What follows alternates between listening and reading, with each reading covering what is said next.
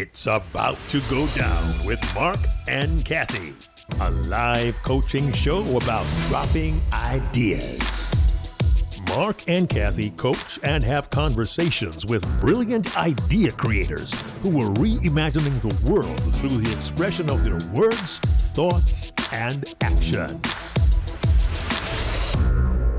Hey, everybody. Welcome to It's About to Go Down. I am Cathey Armillas. And I am Marc Williams, and we are so absolutely thrilled to introduce you to an awesome and very special guest. Lisa Shroeder, you have no idea that I am the world champion of Mama's Boys. Mm-hmm. And you are the mother of mothers. This bustling, successful, amazing restaurant that I had the opportunity to go to when I was in Portland, Oregon for Cathey's wedding. And you are not only the founder of Mothers, you are not only the executive chef of Mothers, you are the owner of Mothers, and you have been through this entire process, even as COVID has hit and protests have hit and all kinds of things that have hit our society and kind of put mothers in this sort of like this crossfire and this crossroads. And we can't wait to listen today about the history of mothers, all that you have experienced from the highs to the lows to the in-betweens, and what kind of idea we're all going to be able to walk away from what you cook up for us today. So Lisa Shroeder, mother of mothers, welcome to It's About to Go Down. Well, thank you so much for having me. It's an honor to be here. Oh, you're welcome. You're welcome. So Lisa, just tell us a little bit about, how this whole idea of mothers even started. Because, I'm a Brooklyn kid. I love my mom, but I don't live across the street from mothers. So tell us how this whole mothers thing began. Well, I was working in the business world. I was raising my daughter at the time, and I had to work to help support her. And I ended up working at Weight Watchers International, and I was products and licensing manager, trying to figure out what kind of products we can sell in the Weight Watchers meeting room. But after my 13th hour at my job, trying to figure out what I was going to do for dinner for my daughter and husband at the time, I was thinking, well, it's too late to cook. I could get Thai food. I can get Mexican. I could get Chinese food. But where can I get mother food, the kind of food I would make if I had time? And I realized that there was literally no place in the world to get slow cooked food made with love like mom would make. And that's when the light bulb went off. In 1993, I set out to do just that. So I applied to the Culinary Institute of America. I was married at the time, and I didn't know how I was going to get my butt up to the upstate New York, but somehow I applied and got accepted. And then life happened, and my daughter went to go live with her father. My husband had an affair with my best friend. I got laid off from Weight Watchers, and basically the atom bomb hit that set me up to cooking school to follow my passion. And it was really, truly a gift. And I had the best 21 months of my life. Each time, all the while, I'm thinking I'm going to open up a restaurant called Mothers, even though I'm learning all this fancy French food. And then I worked at 4-star restaurants in New York and in France, at Les Pinasse and Le Cirque and in Haute-Savoie. And all the while I'm saying, well, I'm throwing away vegetables to have the perfect square on the plate. I'm saying I am never going to throw away food. This is a crime against the universe. I'm going to have a restaurant called Mothers, and we're going to use everything. And until 1996, I had just gotten back from Europe after having worked in some restaurants. And I met a friend of a friend who was visiting from Portland, Oregon. And he and I kind of hit it off. And next thing you know, I'm going to Portland to check it out. And ultimately, that's where I ended up moving and opening up my restaurant. Ooh, I didn't know that part of the story, Lisa. Yeah, so I moved here and I met him in 96, moved here in 97, worked at Beesaw's, a little cafe for a couple years to earn my homie stripes, and then opened Mothers in January of 2000. Oh, I love that. Yeah. Oh, I love that. I was able to be a big fish in a little pond, and New York did not need me. Mm. Aw. You know, New York could always use another Oh. mother now. Everybody could use motherly cooking. This is true. This Mm. is true. But one of the cool things about my restaurant and my menu is even the idea when I had it, everything is about mothers. So the food is motherly food. Each month we feature the cuisine of a different mother and we tell her story. So and we have the mother of the month, the MOM. This month she's Italian. Next month she's going to be Greek. And we also have a different mac and cheese every day, a different soup every day. So we have motherly staples, but then we do have seasonal specials and motherly specials that allow us to be more creative and inventive. Mm.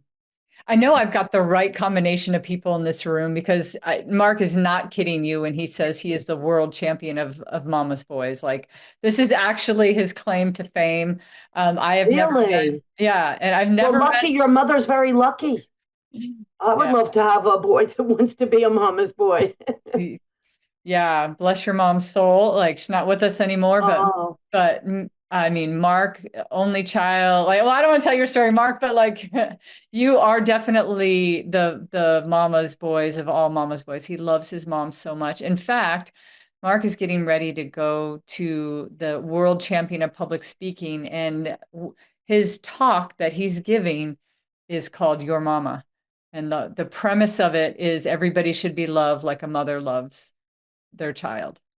Sorry, Marc, I had to, oh, that's I had to beautiful. like, Yeah, I had to put it out there. unconditional love is pretty special. So we have the right brains in the room right now. And I'm a mother that loves my children. So we have, Deeply. we have the right, we have the right brains in the room. So Lisa, tell us a little bit. So tell us then about the rise of mothers and kind of where, Well, and I uh, just actually looked at all my business because I'm trying to negotiate with my landlord, but mothers went from zero to millions. I mean, our first day of business, we turned the sign, 95 people walked in the door, and people mm, said, "Wow, you're an overnight success." And I looked at them and said, "This was not overnight. Everything I did since 1993 was focusing on opening a restaurant called mm, Mothers." So I paid my dues. And then we grew over the years. I ended up expanding and opening up an Italian restaurant called Mamma Mia Trattoria a few doors down. I won't go into why, but just I thought Portland needed East Coast Italian food. I thought I could do it. But what I later learned is once you have two restaurants, you're a company. You're no longer a restaurant. And I didn't want to be a company. And mm, so I sold that, made the money I put into it, and then focused back at Mother's. Lesson learned there is polish the apple, focus on the one thing and do it amazing and do it well and grow that in many different ways rather than diversifying and dividing your whole body up into a million sections. I learned to focus on the one and do that really well. Well, lesson learned. But so I sold that, and then Mother's growing over the years, and in 2016, I had a personal tragedy where my daughter died in a hiking accident while hiking with her four children. And so now I'm raising her twin 12-year-old sons. Her other children are older. One is 21 and the other one is 20. But the twins I am now raising. So I am a childless mother who is raising two children mm. who are in the other room. I'm trying to keep them quiet.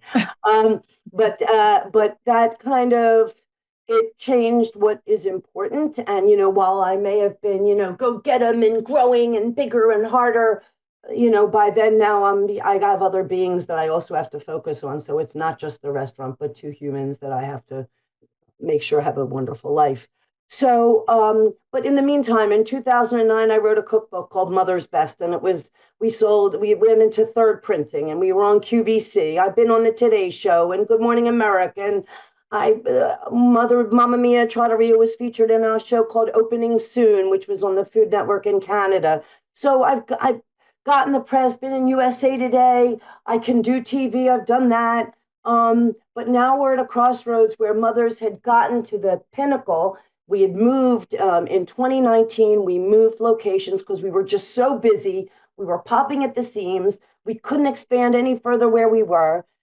2019, we had an amazing year. We went from let's say $5 million to $7 million of business. In fact, we were so busy. I looked at one of my cooks. I turned to him. I said, "Oh my God, how are we going to keep this up? This is insane." So busy. And then March 2020, that was it. Shut down for a year. And coupled with that, in Portland, we had protests. Added to that, we had the passage of Measure 110, which decriminalized drug use. We had a passive-aggressive police force that was mad because they wanted to reallocate funds. They called it defunding. They were trying to use the funds for a different kind of service to the community. So they did not react to property crimes. So windows are smashed all the time. Cars are stolen. Catalytic converters are removed. I mean, it's been real anarchy in Portland, although now it is coming around. But coupled with a feckless government that really could not take any steps to do anything to ameliorate the situation in the city. So the city is suffering. And we have the highest vacancy rate of offices in the entire country. My restaurant Mothers was very dependent upon office workers. We are surrounded. It's as if I'm in the World Trade Center in New York. That's where we are in Portland. And we have not seen people come back to their offices. And this is directly impacting my business during the week, both for breakfast, lunch, and happy hour, and even dinner impacted because people are not coming downtown. So my business has plummeted. We have not been profitable since 2019. Actually, 2019, we weren't really profitable. With all that money, we actually didn't make a profit because in your first year of business in a restaurant, you got to build things up, overstaff. You don't want anything to go wrong. But since then, we have not been profitable. And I'm at a crossroads. It's like, what can I do? I can't retire because I still have 5 years left on a lease and I am personally responsible for the lease. Even though I have the money to retire, I can't. I am beholden. And I could really push myself hard and try to get catering off the ground and try to do offsite stuff. We haven't done that heretofore because people walked in the door, but do I go out now and chase them? Or then I had a radical idea, which I thought I'd tell you about. Yeah, let's hear that radical idea. So I looked into having my business evaluated, and I had some people look at the business and they said, "Honey, your business is worthless." So from all this building, all these years, from 0 to 7 million, I have a business that is worthless. It doesn't matter all the goodwill in the world. If you don't own the property, you don't really have anything worth anything. It's just goodwill.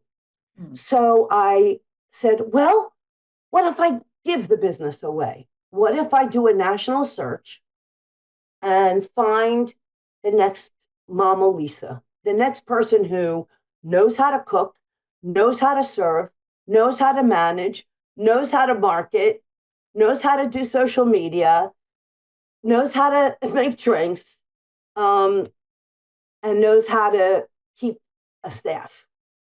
So that is my idea. I thought about maybe approaching a producer, and I have talked to a couple producers, one of whom said, if it's not profitable, you ain't got nothing to give away on national TV. Spoke to somebody else who said, well, maybe there's something there. I feel there's a lot of blue sky there. Somebody who knows what they're doing and who isn't 66 like me will have the energy to do offsite catering, to go around and do parties and whatnot. I don't know that I want to do that, but if that's what I have to do and the idea for a show doesn't take off, well, that's where I'm going to head. Lisa, I love that idea because there's a lot of different factors built into that. And I love the idea of pitching it to a TV show, but even if the TV show didn't pick it up, who cares? Like, I still think the idea is awesome. And maybe if you love it so much, why don't you just run that idea yourself? Because what you're really trying to get out of is the 5-year lease, right? So if you sublet it to somebody else and they become contractually, but the creative fun part is finding that next Mama Lisa. I know that I saw your face. I saw your face, Marc, when she said that. Well, the reason why I say a TV show, because I am so busy in my day-to-day running of the business. As I told you, I am still cooking. I had to terminate my chef a few weeks ago. So now I am chefing. And when you are chefing to do anything else, and I have to, I've got to do this event, I have to do that event, I have to market this new dish I'm running today to try to find the next me. That is a full-time job. Yeah, yeah, that's true.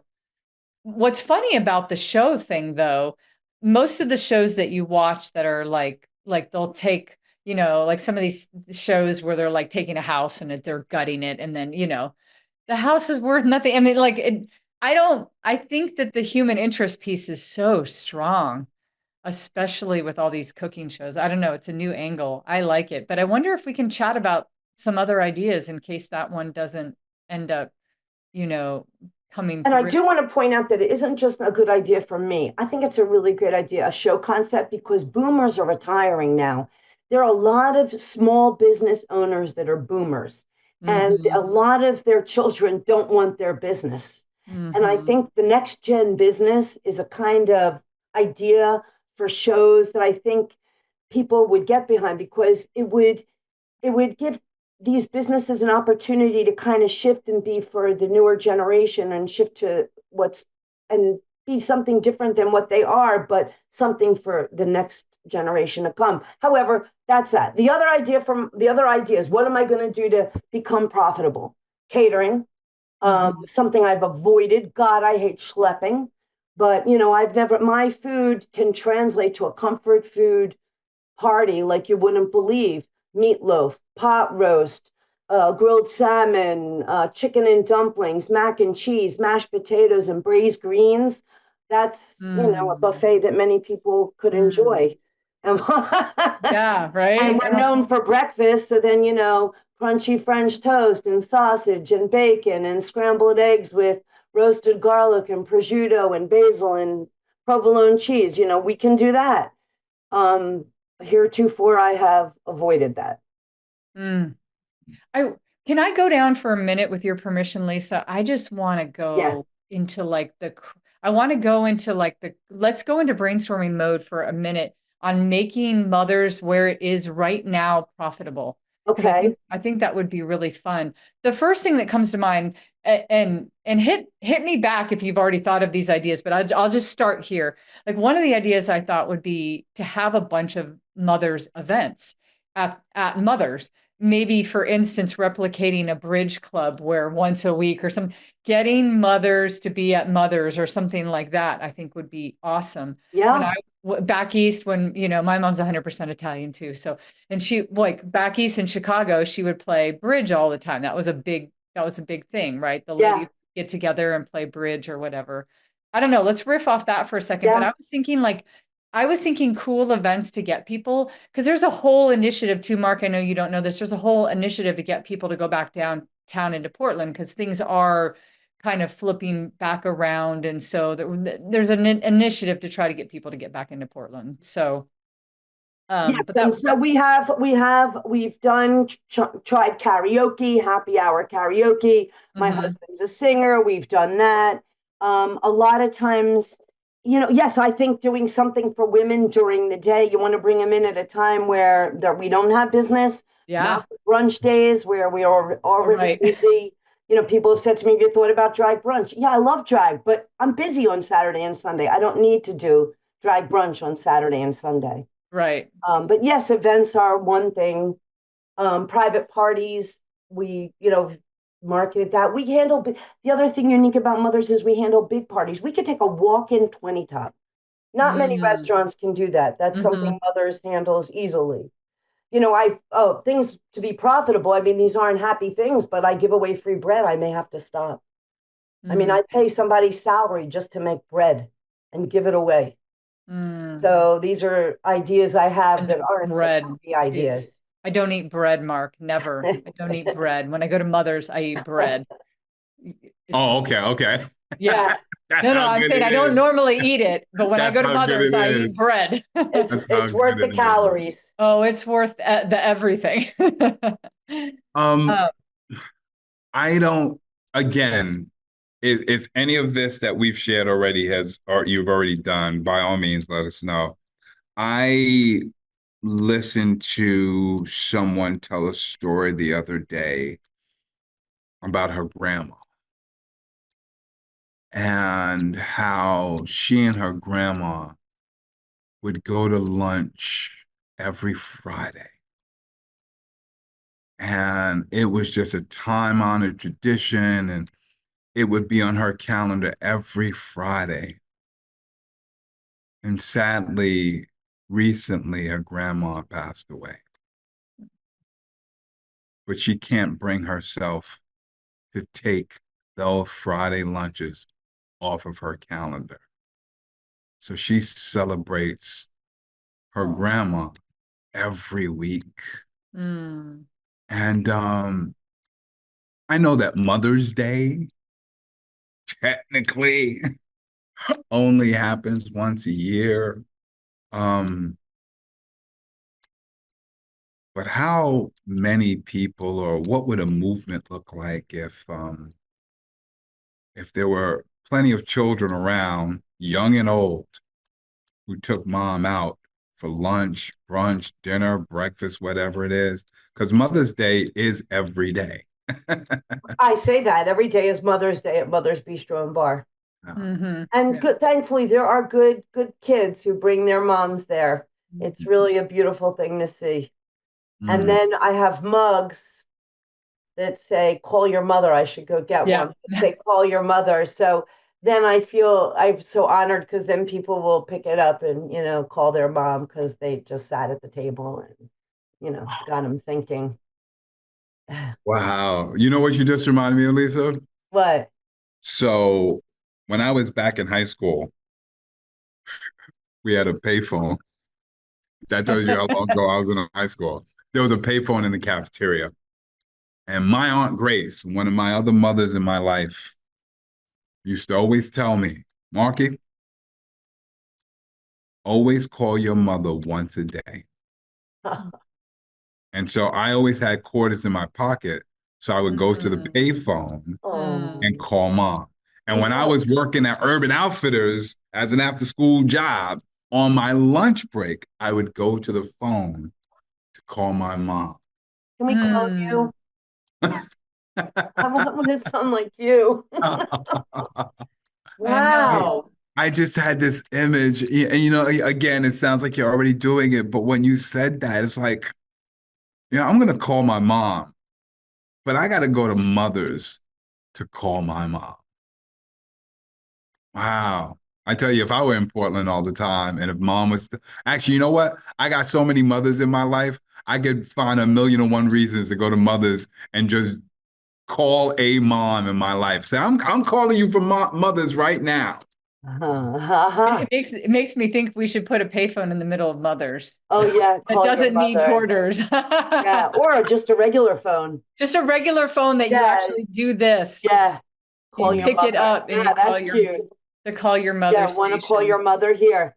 Oh, I love that. We'll flip the bill for that, right? Just pick it up and call. Yeah, I'll pay. That's amazing. You're calling your mother, I'll handle it. Oh, Taiwan? All right, maybe not. Okay, Taiwan. In the continental 48, okay? Yeah, there you go. No, but Lisa, let's kind of, I would love to get into a mode where we're like, okay, here's like one of the things that, that I do for a living is I coach people to give talks, and I've coached a lot of CEOs in Portland. And I've coached a bunch of entrepreneurs, and I'll never forget. I don't know if you know Farhad from Green Drop Garage, but he's also been on our show. And Farhad had this great idea that I coached him on years ago. Wait, Farhad from what is it called? Green Drop Garage. Green Drop Garage. It's like the mothers of of mechanical garages, gotcha. Right? It's like a green, beautiful place. But Farhad had this idea, and he talked about it at EO, which is Entrepreneurs Organization. Yes. And it was better is good for businesses. He was talking about how better, when you can make a product better, it's good, it's awesome, but different is awesome. So better is good, but different is awesome. And so in my mind, when I hear you go, oh, I'm gonna have to cater, and I don't really like that, I'm like, oh, I want to help her, Marc, find that different joy. Yeah, the joy. Yes, the joy. The joy in schlepping. I don't want her to schlep. And it's like, why should, and there's another thing that I'm going to say, and I know Lisa, like, this is for somebody else to say, not for Lisa to say, right? Mothers is almost too good for that. It's like, you come to Mothers. Mothers is not going to you, kind of thing. That's how I feel. Like, it's like, you don't tell your mom, make me your famous baked mazzacelli and then bring it over. No, no, no. You go to mom's house where she bakes it at her house with her oven, her pans, And so I wonder if we can kind of focus and get into a space where we're talking about things that would be different. What could be different? And I know you hit up the big mother thing. So can we go deeper in that? Like a bridge club, or what would be so different? Let's go crazy. Who cares? Like, they're just Well, what would be ideas. They're so free. different that would make somebody come downtown who's so reticent? Yeah, You exactly. talk about these mothers who are freaked out by the news. I mean, Mark, you have no idea how Oregonians are. They are not New Yorkers. That's true. Sadly, New Yorkers are inured to a lot of pain, but Oregonians are not. And they used to complain if somebody panhandled and asked them for money. And now they're faced with fentanyl smokers, running naked. So we have to just keep in mind what's big enough to get somebody to come downtown that wouldn't normally come downtown. Right. What would get a mother to come down for a bridge club meeting? And, let me also note that, like, I let people use a space. I have a space called the parlor that can have about 30 to 40 people. I let people use that all the time. So Mothers for Gun Sense or organizations I believe in get to have parties and political events there, no charge. So just want to. That's awesome. And I do want to point out one other thing. Daniel Boulud, Daniel Boulud is Restaurant Danielle in Manhattan. He's now getting into catering. So now it makes me. So even though you said I was too good for catering, Mothers is even his 4-star chef is, I guess he's seemingly desperate too. But maybe he likes to schlep that more than you do. And so. Touche. Everybody's running their business differently. And I just really want you, Lisa, to have that joy that you created Mothers in. And I want you to be able to do it in the way that makes you happy. And that might be good for Thank you. I'd like that. Our common friend, Lisa, that was the founder of Ruby Jewel Ice Cream, had this dream of creating an ice cream that had unique flavors instead of just the normal chocolate chip and vanilla. And she did this beautiful job. I talked to Lisa, one of the things that she loved about the business wasn't so much running the business. It was going to the farmers markets and, selling it there, hearing people talk about how they love the ice cream. So different people like different things in the business, So, right. And different aspects of it. And different aspects of it, for sure. Yeah. So I would love to see, so in my mind, so to answer the question of like the safety and people coming, if people come in groups, I think that would be, I think it would feel like if I knew if I was coming in a group with other mothers, although I'm from LA, so I have that pain also of like, I'm coming downtown. I don't care. But getting people there in groups creates a safer space. It's not just, like somebody coming themselves. I wonder if there's some unique things that we could create that would get people. But I love the theme of mothers though. Like, Mark, I know that you've talked about it, and so has Lisa independently. You're like, every day is Mother's Day for me. And she's like, every day is Mother's Day. Like, how can we build upon that a little bit more? Can we create a space where, Mark, okay, I'm going to, Lisa, is it, Mark, with your permission, can I tell the story about your mom, about how you wanted to buy her a house? Can I tell her that story? Yes. Okay. And tell me if I say it wrong. Okay. Mark had this dream of wanting to buy his mom a house. His mom grew up and she didn't go to school past the 3rd grade, right? 3rd. She never knew how to read or write, but she loved Mark and took such good care of Mark. And Mark's her only child, and Mark loved her dearly. And Mark always dreamt of buying her house. Well, sadly, she passed before he could do that. And he said, but the dream is still alive, because the dream is that I can give a house and I can give a home and a beautiful family to her grandkids. you know? And so maybe one of the things too for people that have lost their moms, like I was just thinking about this because we need more of this in the world too, is buy a mother a lunch. Any mother, doesn't have to be your own, is creating something that creates an atmosphere where maybe it's even an event, Lisa, where there's a bunch of mothers that come to have you heard of the Human Library? Yes. There's this project called the Human Library, right? Where you can kind of check out a person where you sit and you learn about their story. What if you take a mother to lunch? What if that would be a cool event where there's a bunch of mothers, right? And maybe they've lost a kid, or we don't know the reasons why they'd want to like, but they come together here, and Mark comes and he buys some mother lunch, and then he tells the mother about his mom and what he misses about his mom, and then you know what I mean? I don't know, just an idea. It's a thought. I know also the logistics of it are interesting, but it reminds me of something that was done in New York. There was that famous social experiment that was done. I don't know if either one of you know about it, where they put the balls in a pit and then they had two lines of people coming into it. And it might be a 74-year-old grandmother that's an immigrant, and it could be a 15-year-old, kid, and then they sit in there and they have to stay in the ball pit together until they find a commonality.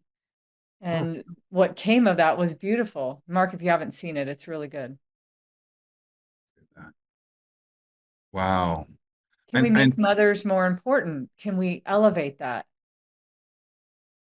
I know I'm the biased one here.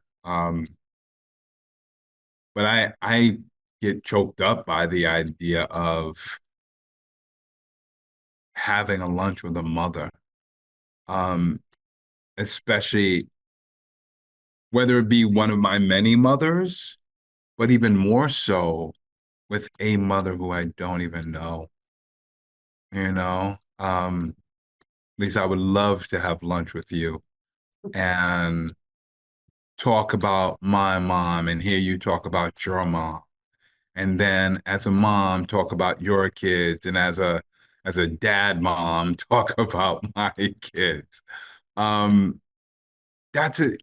There's something awesome about community that's built into that. You Hmm. know, it's almost like, how they do walk a person across the street, right? And it's like, why did they tell us stuff like that? Because we were looking after each other and building bonds. And yes, sometimes motherhood is just about the child and that child's mom, but building a community where every mom is a child, or rather is a mom to every child, and every child can find a mom in every mom. And coming together and just like that's a sweet idea. Um, if I could just riff on that even further, you reminded me, Lisa, of one of my favorite restaurants in New York. It was a small place. It had two locations, pretty much in the same neighborhood. Um, it was called Ruthie's.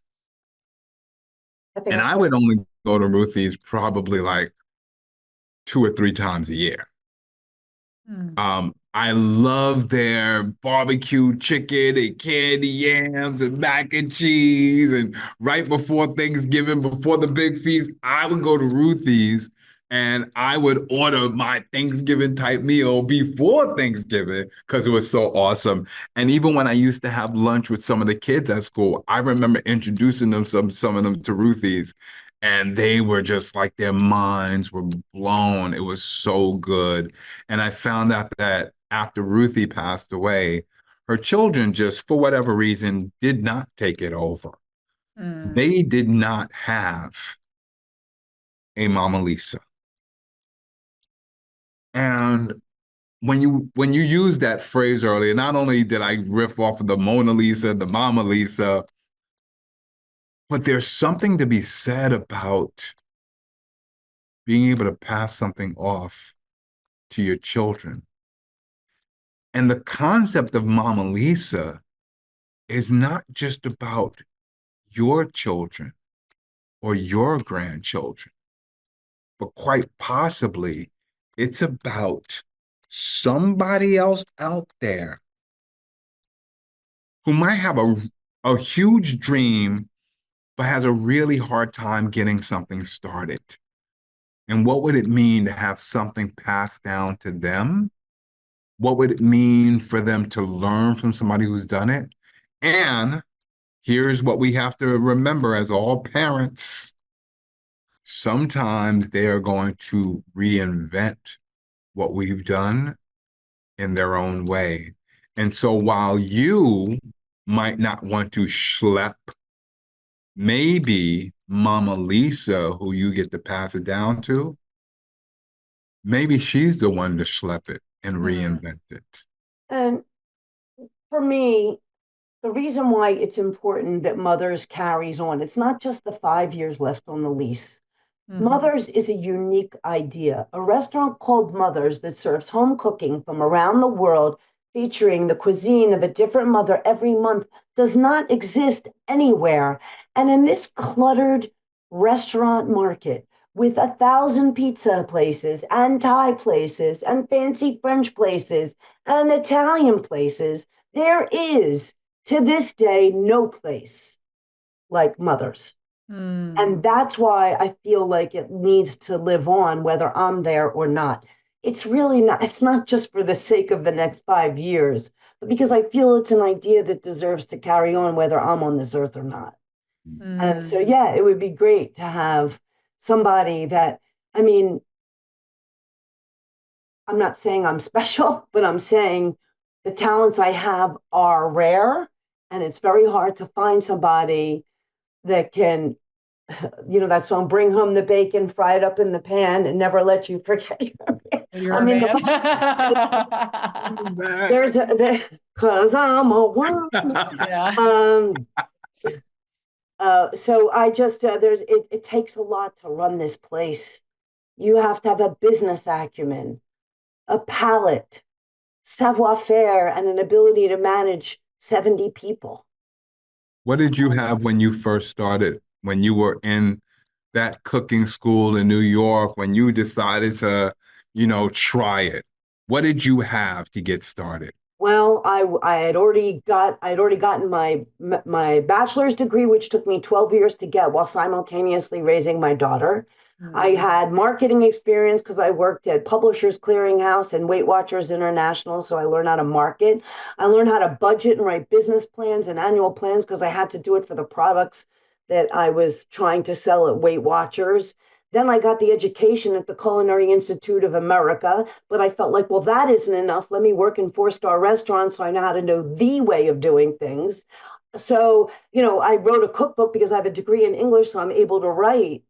It's hard to be able to, and then, now doing social media, I can TikTok, I can Instagram, I can do whatever your heart desires. I'm here making TikToks on how-tos on how to cook, because I realized on TikTok, there's no authority. You have everybody and their brother telling you how to make an omelet, and not one person has a degree in cooking. It's incredible when there's that many billion users, but that's a fact. So I felt like, oh my gosh, well, I need to do a little bit of this. So I did. So finding the replacement for me is going to be hard, but yes, that would be really cool if I could find another me. Maybe Mama Lisa is exactly where Lisa was before it all got started. Right. And maybe it doesn't take a television show. Maybe it takes you going back to where there's a Lisa out there somewhere in culinary school, somewhere chopping up vegetables and throwing them out and thinking they shouldn't be thrown out. There's a Lisa out there. So how do we find them? I had an idea about a contest that you could run, because I think, okay, so my brain is going to to the logistical part of it, which is like you have these hours that nobody's there, right? that people aren't, where you used to have all the office workers. So what if during that time is when you run this contest?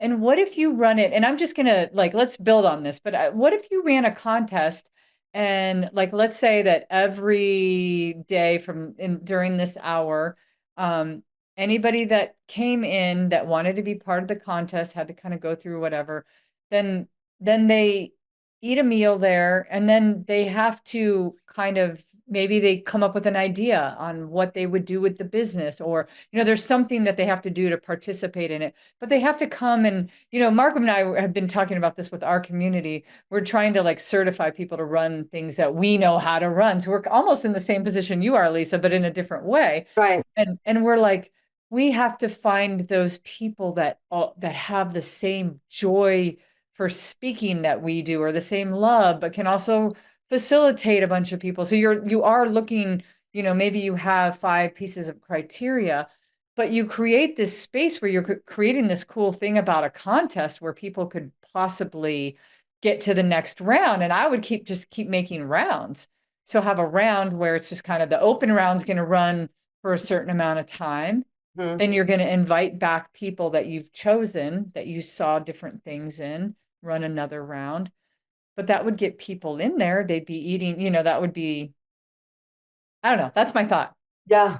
And I hesitate to say oh, you force them to buy a meal, buy food, but at the same time, that's what, Well, I think if I did a national search, even if I didn't do it on a TV show, we would get a lot of press. Yeah. I mean, oh yeah. If anything, it would definitely be press worthy. I could get TV shows or something to write about it, saying, wow, this restaurant in Portland, she's going to give away this. I think, and, there would be so much vetting that would need to happen. People would have to fill out applications, because before they even get through the front door, they have to have had a degree in cooking that I had, Mark, a degree in cooking, some business acumen or experience with that, and some restaurant experience, having cooked. They got to get vetted, just like you vet the VP.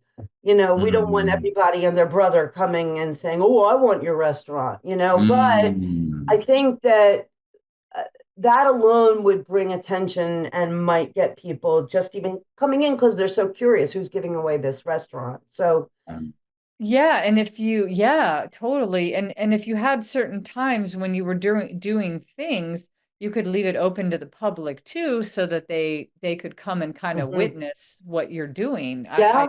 I totally agree. If let's say we narrowed it down to X number, then people could come, they can cook for, and see. Yeah. I just thought how funny it would be, just trying to see, can you even wait tables? These people would have to be, can you serve a table? They have to pass the server test that we even give to our servers before they can even be considered to be an owner, Yeah.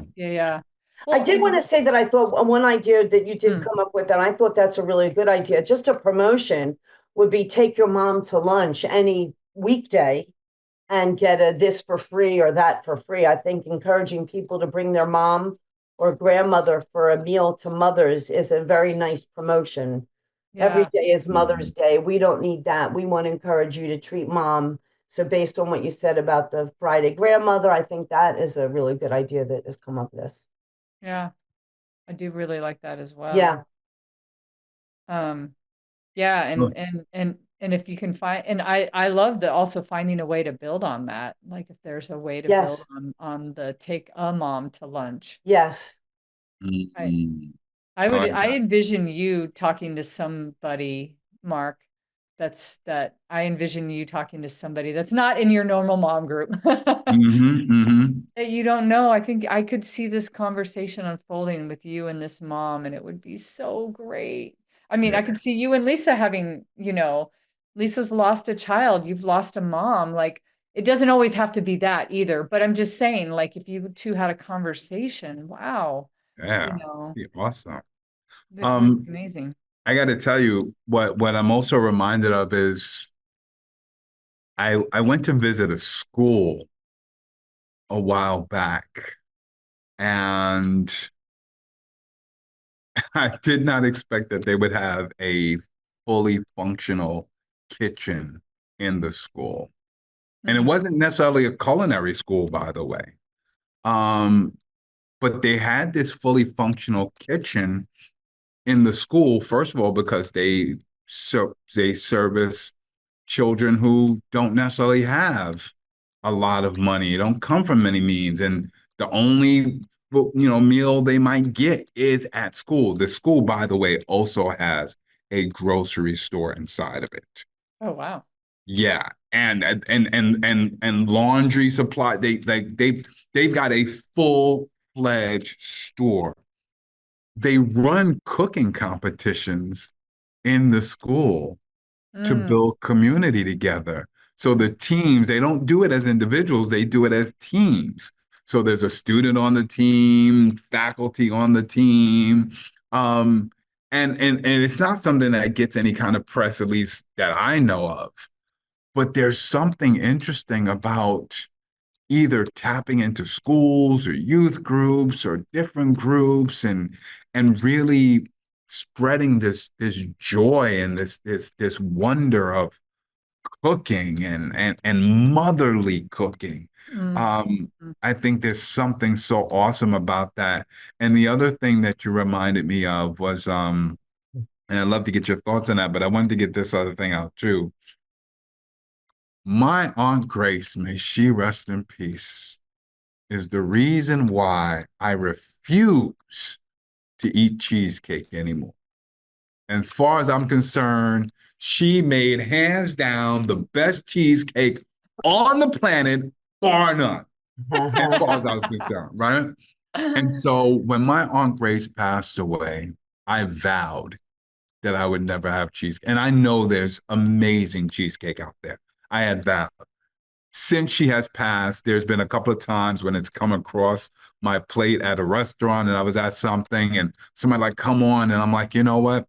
Today, Aunt Grace is saying, you can have that slice. Right. Mm. We recently in my family found a copy of that recipe. I still don't even know if anybody can replicate it. I Oh, don't let know me if see anybody it. can replicate it, right? Um, when you were talking about contests, I started, and I don't know if you've ever done cooking classes, but I there's, have. And I yeah. also have gone to high schools. Because I Mm, believe I've judged high school competitions. I believe mm. in donating my time. I give to my community. I I've given up my whole day just to drive down to the capital of Oregon to judge a pro start competition. I talk at schools about a career in cooking, and I do put myself out there. I do. I do events for the James Beard House, and we're trying to get a James Beard public market.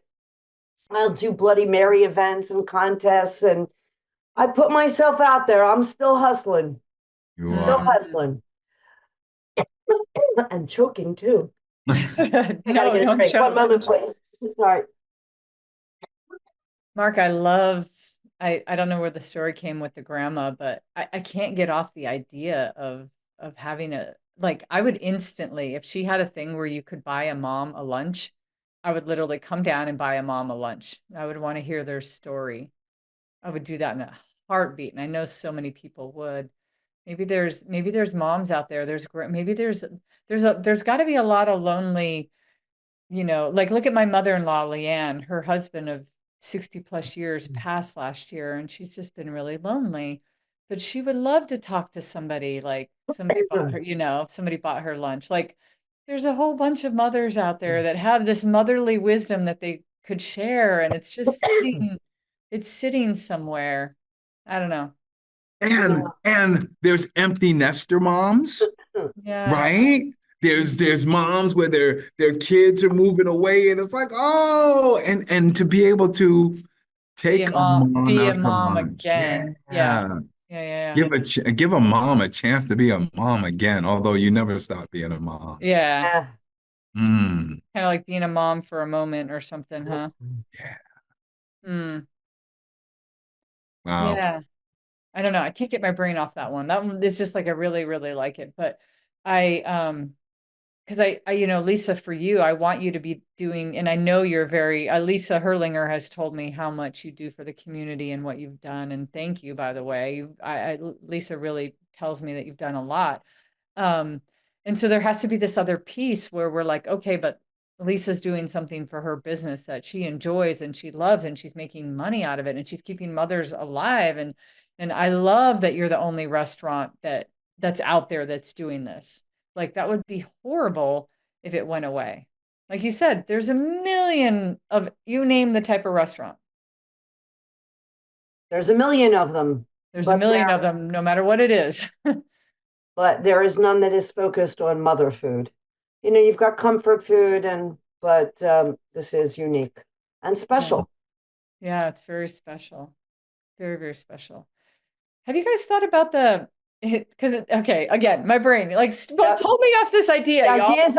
Don't make excuses. These are brainstorming. No, it's just, now I'm taking it further. I'm like, that's okay. You know how there's like events where there's like, it started with speed dating, but then it became network and stuff like that. What if there's some kind of event where you're not asking somebody to buy them, but you have some kind of event where you have a panel of mothers, there's 10 mothers, and then people can sign up to, well, I don't want to use the word date. No, but a lot of people need advice. And I did have a Jewish mother booth at Burning Man. I was at have you heard of Burning Man? Yeah. Oh, yeah. So I want to cook there. So instead of cooking, I had a Jewish mother booth, and I gave out Jewish mother advice. So, see, that's what I'm talking about. Yeah, I think having when you need a mother, not your own, that would be a great, come to Mothers for a therapy session with a mom that isn't your own, because God knows mother advice is too tied up with baggage. But sometimes you need advice from a mother. Motherly advice. Yeah. So see, that's like, I love that. I love that. Cathey has heard me tell this all the time, Lisa. One of my favorite moms, may she rest in peace. She was a chemistry teacher, and her son was failing his chemistry class. And she was a top, like, advanced placement chemistry teacher in one of the best high schools in the entire country. Her son would not go to her for any advice or tutoring, because sometimes we don't always listen to our own moms. Yes. So I love this about, we're all seeking some kind of advice or just somebody's opinion on something. Yeah. Like, come on down to mother. Let's get some motherly advice from a mom who's not your mom. Yep. From a mom who's not your mom. I love it. I think it would be an awesome service. At Burning Man, they also have a phone where you could call God. You just pick up a payphone. So instead of calling God, you can call your mother and get a mother on the phone. Instead of, remember we said we'd have a public phone to call your mother. Maybe we'd have a public phone to call a mother. And then get advice. I would be at the other end. What's the problem? I love this, Lisa, because now what we're talking about is, because there's a lot of people that don't have their mothers anymore. And so now we are just talking about motherhood as a whole. And it's such a bigger market, it like kind of opens it up for creativity. If my mom doesn't live here, I can't take her to lunch every Friday. I can't come to Mothers every Friday, but I can show up at Mothers and get some motherly advice, or give some. Yes. I can do both. Give or get. That's right. Give or get. I'm in both shoes, but like it. And this is probably a little bit more gimmicky, but there's also something to be said about building a bond with your mother-in-law.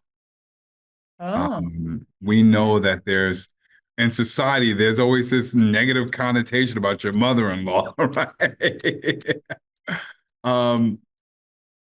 And that's always something that sometimes needs to be nurtured, especially sometimes at the beginning and, throughout. Like I have an amazing relationship with my mother-in-law that has really developed over the years. Getting a call from me I remember the first time like I called her on my own, right? It wasn't like my wife called. She lit up. She lit up, Uh, and it's like, I love the idea of, take your mother-in-law out for lunch too. I know that's another good one. I like it. There's all kinds of moms. There's Right. people that can't have kids and they're dog moms. I mean, I have some friends that cannot have kids but they're very much a dog mom and they very much have the motherly, you know. Anyway, I think that might be, I don't know, Lisa, and there's probably a lot of really cool things that I think it would be really fun to keep going deep on that. Um, Things that you could do that I think would get you a lot of attention in Portland too. And I think would be really fun and would drive people, to come visit Mothers. It's such a beautiful space. The Mm. space Thank that you. they're in is gorgeous. Well, I Um, doubled down. When I moved, I said I want to be here forever. So I took all my profits Mm. from the prior 19 years and doubled down. Uh, it's uh, uh, beautiful. Lisa, can I throw another one out? Sure. While I'm at it, I had a lot of mothers when I was a student. And one of the things in education we always talk about is sometimes you never know how much of an impact you had until many years later when you run into them on the street, in a supermarket, sometimes at a restaurant. Um, and there's a lot of us, I think all of us included right here, who is like, oh man, do you remember like Mrs. McIntyre? I'd love to just connect with Mrs. McIntyre, have lunch. Like, what about moms as teachers day? I would love to just have lunch with one of my mother teachers. Invite a mom to lunch, right? Yeah, Any so mom, not I'm, your I'm just own. riffing off the Yeah, different yeah, yeah, categories of the different Doesn't kind of have to mom. be your mom, but invite a mom yeah. Yeah, but whenever she particularly visits that that you. that school thing. Oh, there are so many people who get so enamored about the opportunity to take out one of their former teachers out to lunch. That's true. Yeah. Yeah, I could think of a couple of my teachers that I would love to take out to lunch. Mhm. I love that. Wow. I don't know, Lisa, what are you thinking? I'm thinking it takes a lot to market a business. It takes a Yeah, lot to keep it going. It takes a lot to always reinvent, and it's always something I've done and you never stop having to do. When you're in any business, I think you're always having to be on your toes and be new, different, and adjust to the climate one is in. So that's what I'm going to continue to do. yeah, I know, kind of wrapping up this conversation here a little bit. I do understand the magnitude. A good idea is a good idea, but it only becomes great when you really can put the effort and inertia behind it. Yeah. And ideas are free, executing them are not, you Yeah, know. actually, I just heard Steve Jobs had said that one of the differences between Scully was he may have had ideas, but it's not enough to just tell somebody to implement your idea. You have to actually execute the idea. There's takes a lot to make things happen, and especially when you're in the trenches. So I think there's lots of things I can pluck from and figure out ways to make them work without having to take even more of my time to make it happen. I think there was some good marketing ideas there. Yeah, I love that, Lisa. I think that, at some point that's kind of where your sweet spot is in the marketing, right? It's like, oh, hey, what's the essence of this great idea? But then not so much effort, Yeah, so it won't be a huge, effort to roll into. right. All right. Well, let me ask you this question. What's kind of either the favorite thing that you've heard today or the thing that it made you think of? Like what are you pulling out of today's Well, I conversation? think a great marketing idea is bring a mother to lunch, a mother, your grandmother, somebody who's a mother figure to you, but you bring a mother to lunch on a weekday and we'll treat you to a piece of cheesecake on us. Oh, cheesecake on us. Ooh.